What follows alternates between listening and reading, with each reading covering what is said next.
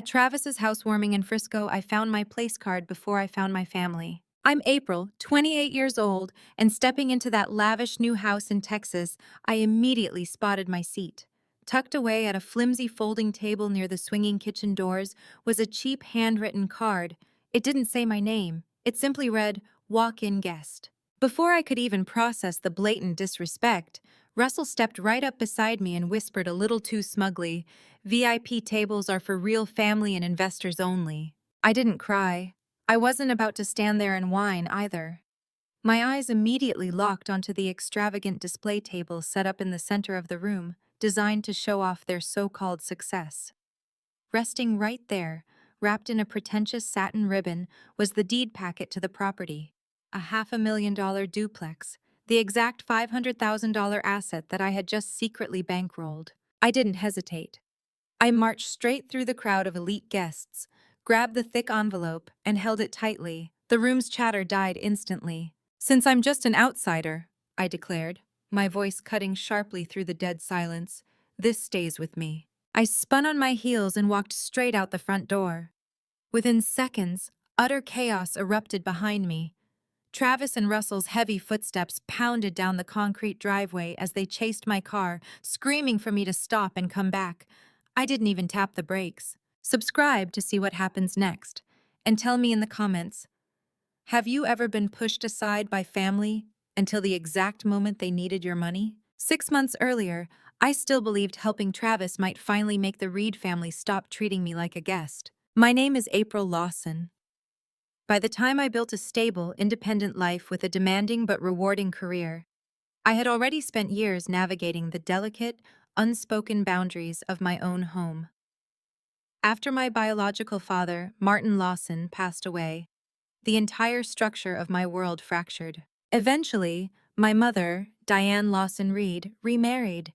That was when Russell Reed entered our lives, bringing along his son, Travis. From the moment their boxes were unpacked in our hallway, the new dynamic was set in stone. I never called Russell Dad. He never asked me to, and honestly, we both preferred the polite distance. However, that distance permeated absolutely everything. In the Reed household, I was never explicitly kicked out or told to leave, yet I was permanently stationed on the absolute perimeter of their lives. It was always in the subtleties. When holidays rolled around, family vacations to resorts or ski lodges were seamlessly booked for 3.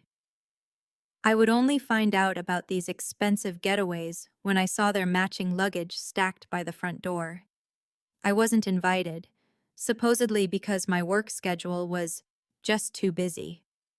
Whenever I brought up the obvious exclusion, Diane always had the same rehearsed defense ready. She would pull me aside, patting my arm gently. "April, please just try to understand Russell. He's trying to build a bond, and you're already so successful and independent. You don't need us to hold your hand the way Travis does." That was the running theme. Travis never seemed to grasp the concept of earning his keep. He expected promotions without putting in the overtime, and Russell was always there to catch him when he stumbled. He was heavily integrated into every grand family plan, from trust funds to high-level networking. Russell constantly introduced him to golf buddies and executives, practically paving a road to success for him. Meanwhile, I was only summoned when my specific financial acumen or professional resources were required. If they needed a document reviewed or advice on a tax bracket, my phone would ring. Otherwise, it was silence. I was the reliable utility player for when a crisis hit, never the celebrated participant when things were going smoothly. The one thing I had that was completely untouched by them was a well-maintained duplex on the growing side of town. It was the sole asset left directly to me by Martin Lawson. I managed it carefully, making sure the roof was repaired and the tenants were happy, relying on the steady rental income to quietly build my own financial security. That property was my emotional and physical anchor. It represented my real father's hard work, a quiet, solid legacy that had absolutely nothing to do with the Reed family's pretentious wealth. Then came the fateful Sunday dinner where their passive exclusion morphed into active calculation. I was formally invited over, a rare occurrence that usually signaled an impending request. Over dinner, Russell talked loudly about the booming local market. Travis chimed in, complaining about his corporate job and declaring he needed to be his own boss. After the plates were cleared, Diane cornered me in the kitchen. She poured me a coffee, her tone shifting into that familiar, placating warmth. She casually mentioned that Travis was desperate for a real opportunity to step into the real estate business. He had the vision, she claimed, but lacked the tangible assets to secure leverage. She looked right at me, slowly steering the conversation toward my duplex, hinting that true family should always find ways to elevate one another. She didn't explicitly demand that I hand over the deed right then and there, but the implication hung heavy in the air between us. My father's legacy was no longer just my safety net. In their eyes, it was just an untapped resource perfectly positioned to launch Travis's new empire.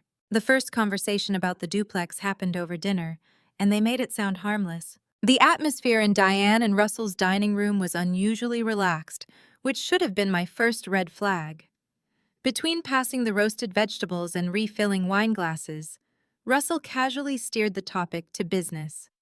He proudly announced that Travis was in the final stages of establishing a brand new LLC.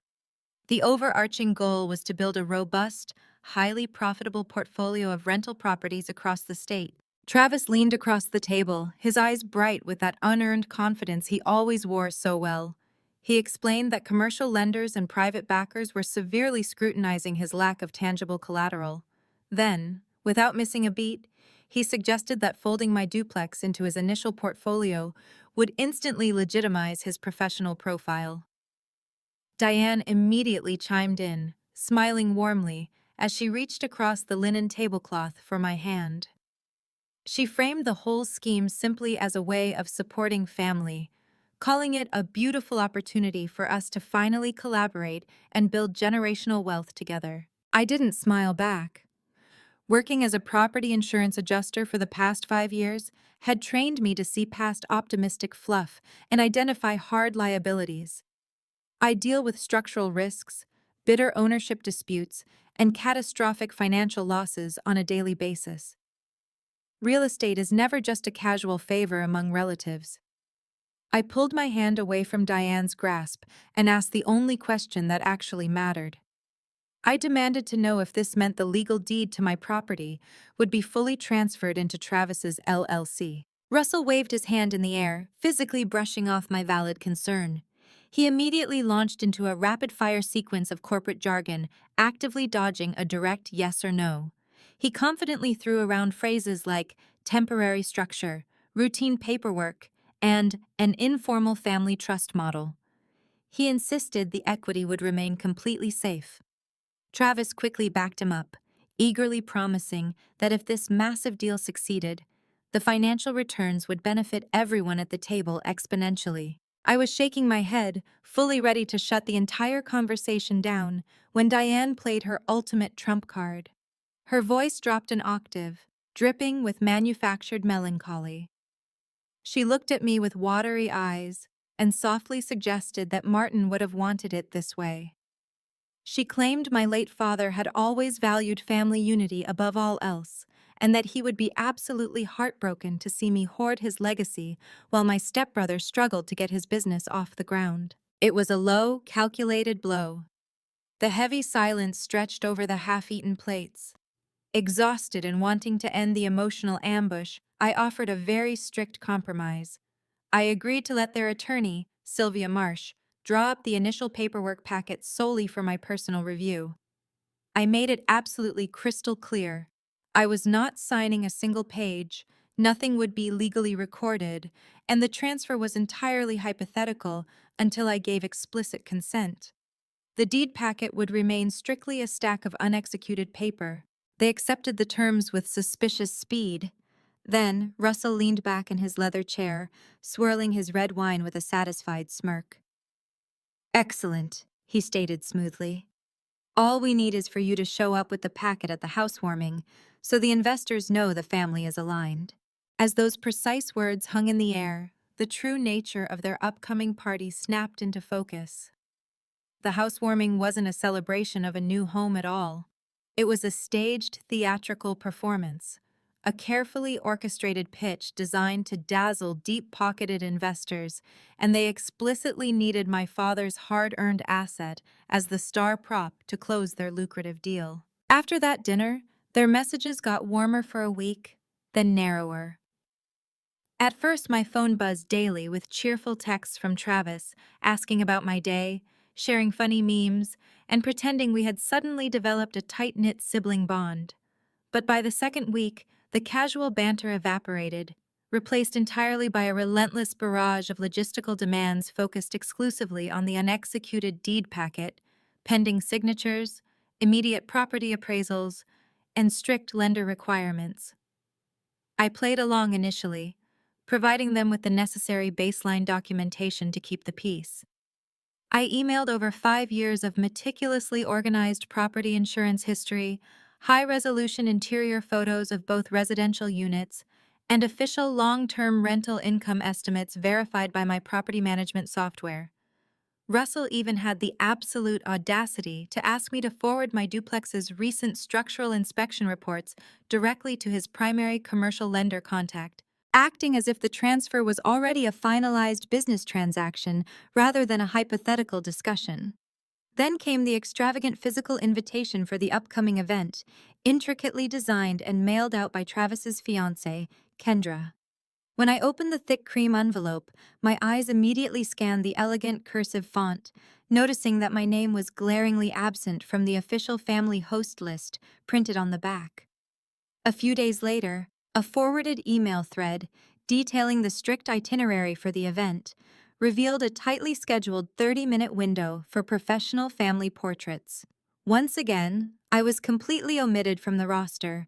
When I casually brought the glaring exclusions up to Diane during a brief phone call, she immediately brushed off my concerns with her signature sigh. She quickly defended her future daughter-in-law, claiming Kendra was just overwhelmed with the catering arrangements and probably just forgot to add me to the printer's final draft. I let the excuse slide, suppressing my rising irritation, until a catastrophic digital slip-up occurred later that afternoon.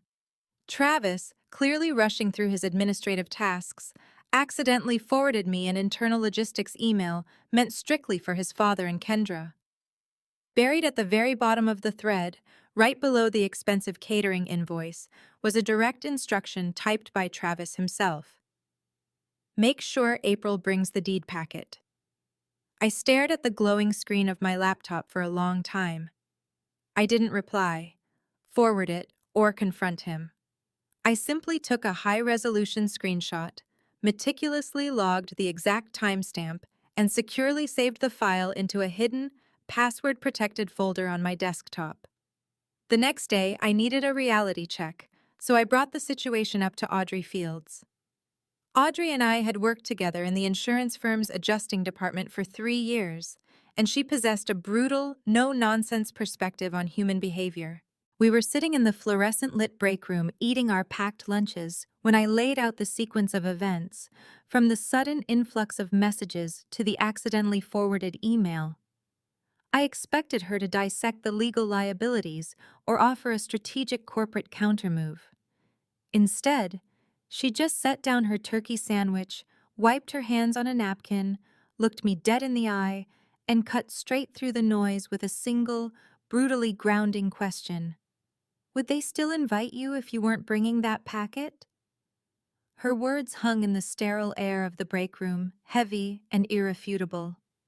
She didn't offer any comforting platitudes or try to validate my lingering familial guilt. She simply forced me to look at the undeniable transactional nature of my relationship with the Reed family. That singular pragmatic question systematically dismantled years of Diane's emotional conditioning, making me critically reevaluate every single superficial interaction and calculated text message leading up to this elaborate family charade. By the week of the party, Sylvia Marsh was the only person asking questions that were actually about me. Early Tuesday morning, my phone rang with an unfamiliar office number, and it turned out to be the title officer handling the preliminary documents for the new business venture. Sylvia bypassed all the usual pleasantries and immediately asked if I completely understood the specific legal ramifications of the LLC contribution agreement currently sitting on her desk. I relayed exactly what Russell had told me, explaining that it was merely a temporary structure and supportive paperwork meant to bolster a portfolio profile for commercial lenders. A heavy sigh crackled through the receiver before Sylvia calmly but firmly corrected that dangerous misconception.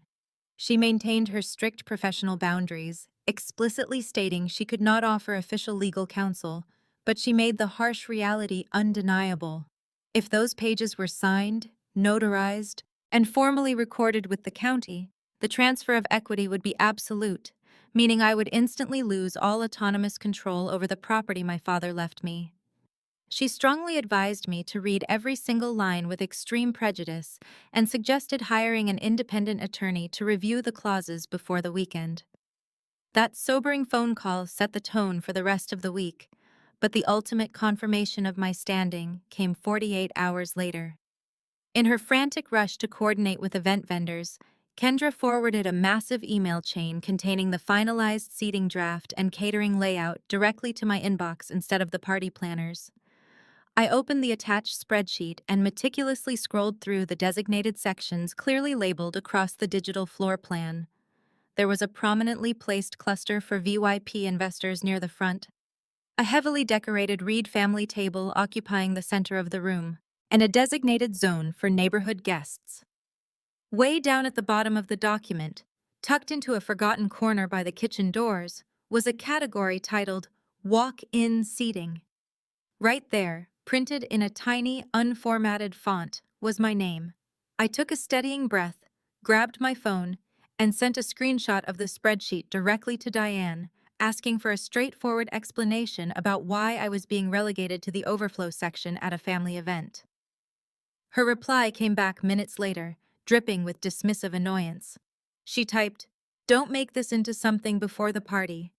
Before I could even process the sheer audacity of her brush-off, Travis chimed in on a separate text thread. Clearly alerted by his mother, his message was entirely transactional and devoid of any apology. He simply wrote, "Just bring the packet. We'll sort the seating out."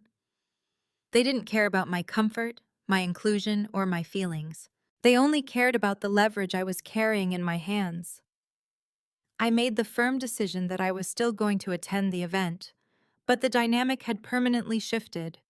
The unexecuted deed packet was going straight into my oversized leather tote bag, securely zipped away, and I had zero intention of handing it over to anyone prior to the event's conclusion. I sat at my home office desk, staring intensely at the follow-up email Sylvia had sent outlining the legal risks. And then I glanced back at the offensive spreadsheet Kendra had leaked. Deliberately, I hit print on both documents. The printer hummed to life, spitting out the crisp, undeniable proof of their ulterior motives and blatant disrespect. I folded the warm pages carefully and slipped them into my purse alongside the packet. I didn't know exactly what kind of confrontation I was walking into, or that I was actively preparing hard evidence for a public reckoning, but I knew with absolute certainty that I was no longer walking into their territory empty-handed. I did not argue with Russell in front of the seating chart. I absolutely refused to give them the immense satisfaction of witnessing a public meltdown. There would be no screaming, no hysterical tears, and certainly no dramatic pleas for the basic familial affection I was never actually going to receive. Instead, I pivoted smoothly on my heels and walked purposefully straight toward the elaborate display table situated squarely in the center of the expansive living room. It was a pretentious, brightly lit shrine dedicated entirely to their supposed real estate acumen, meticulously covered in glossy architectural renderings, extravagant floral arrangements, and neatly arranged stacks of legal documents specifically meant to impress the wealthy VYP attendees. Right in the middle, carelessly exhibited as a conquered financial trophy, was the exact unexecuted deed packet I had reluctantly handed over upon arrival, just to bypass their initial security check. I reached out without a single second of hesitation and snatched the thick envelope right off the crushed velvet tablecloth. Russell materialized at my elbow almost instantly, his face flushed deeply beneath his expensive tailored suit, hissing aggressively under his breath to demand exactly what I thought I was doing. Travis was only half a step behind his father. He was desperately trying to maintain a charming, effortless smile for the surrounding investors. But his jaw was locked tight, and his voice vibrated with thinly veiled panic. He reached out to forcefully grab my wrist, but I quickly yanked my arm back out of his reach. "Since I'm just an outsider," I stated clearly, my voice carrying just enough volume to slice right through the ambient jazz music playing overhead. "This stays with me." A few feet away, a prominent local investor named Beverly Grant paused mid-sip of her champagne, her sharp eyes locking directly onto our incredibly tense triangle with sudden, calculated interest. Diane instantly materialized from the gathered crowd, her hands fluttering nervously as she grabbed my shoulder, fiercely whispering at me to stop ruining the aesthetic and to not make things unnecessarily awkward in front of their crucial guests. I simply shook off her frantic grip, turned my back on the entire pathetic charade, and walked briskly out the massive oak front doors. My heels clicked sharply against the paved concrete driveway as I headed straight for my parked car. Within seconds, I heard the frantic pounding of heavy footsteps behind me. Travis and Russell had completely abandoned their elite guests and were practically sprinting down the illuminated pathway. I unlocked my door, but before I could slide into the driver's seat, Travis intercepted my path, his carefully crafted professional facade completely shattering into pieces. He slammed his hand heavily against my car roof and blurted out the absolute truth in a moment of pure, unadulterated desperation. "We needed that for the lender." Russell audibly gasped, lunging forward to physically shove his son's shoulder, desperately trying to silence the fatal admission, but the catastrophic damage was already permanently done. I paused, leaning against the cold metal of the door, looking directly into my stepbrother's panicked eyes. "So it was never a gift," I stated, my tone eerily flat against the humid night air. "It was collateral." No one answered directly. Their stunned, guilty silence was absolutely deafening. I got into my vehicle, locked the heavy doors, and drove away. That night, I did not answer a single ringing phone call. Instead, I stood in the quiet sanctuary of my home and deliberately placed the physical packet, the printed seating draft, and Sylvia's warning email side by side on my kitchen counter. The next morning, the first voicemail was not an apology. Instead, it was an incredibly aggressive recording from Travis, furiously blaming me for completely ruining his elite networking event. The second message was from Russell, coldly stating that my dramatic exit had deeply humiliated the entire family in front of their crucial financial backers. The third was a tearful audio clip from Diane, desperately pleading that I needed to stop being so stubbornly selfish and actually think about Travis's fragile future. I ignored them all until Sylvia called, requesting my immediate presence at the title company to review some highly concerning correspondence. When I arrived, she quietly turned her monitor toward me, revealing an incriminating email thread accidentally left in the communal legal file. In it, Russell explicitly assured the commercial lender that my property contribution was absolutely guaranteed because I was emotionally desperate to finally be included in their inner circle. A few lines down, Travis coldly replied that my designated seating arrangement didn't matter at all, just as long as I physically delivered the deed packet. While I was silently absorbing that sheer betrayal, my phone vibrated with an unexpected private call from Beverly Grant. The prominent VIP investor bluntly informed me she had officially pulled out of the entire investment deal that morning.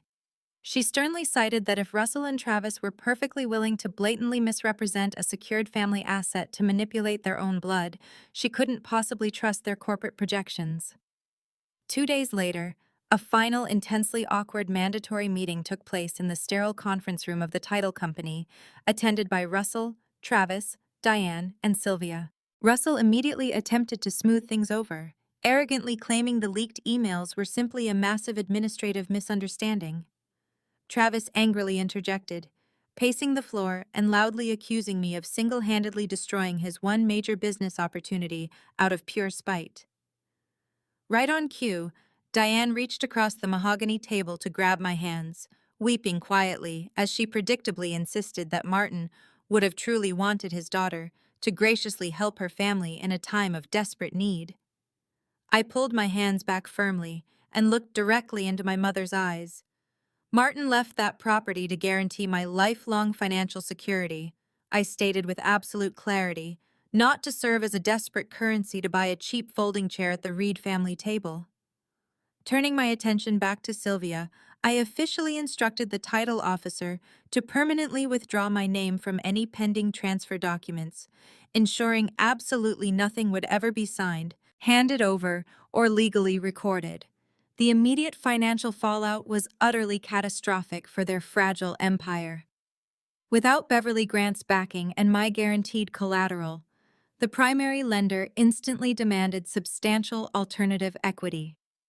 Travis lost tens of thousands of dollars in non-refundable legal fees, extensive appraisal costs, and consulting retainers, ultimately forcing him to hastily refinance his existing assets under incredibly predatory interest rates.